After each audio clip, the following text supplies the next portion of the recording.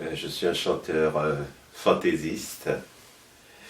Je chante des chansons légères. Je suis provocateur à mes heures. Et ben oui, tout ça peut regrouper le fait que je sois sulfureux. Mais quand j'interprète des chansons telles que tu veux le Lolo, tu veux mon zizi, ce sont des chansons plutôt, c'est fait dans un esprit carnaval, un esprit marrant. Et je pense pas aux candidatons, je pense pas aux puritains, aux pudibons. Et puis je pense que je suis moi-même à ce moment-là, parce que je suis comme tous les Antillais, en fin de compte. Hein.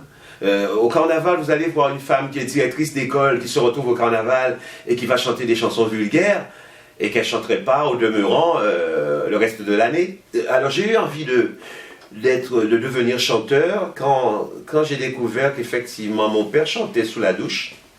Et je l'entendais chanter, mon père, et il chantait à l'époque « Les feuilles mortes se ramassent à la pelle », une chanson de Yves Montand. Et je trouvais que mon père chantait juste. Je lui ai dit, mais attends, mon père il chante juste, pourquoi moi je ne chanterais pas juste? Et j'ai fait un test avec des amis de quartier qui venaient jouer dans mon escalier en s'accompagnant d'une guitare.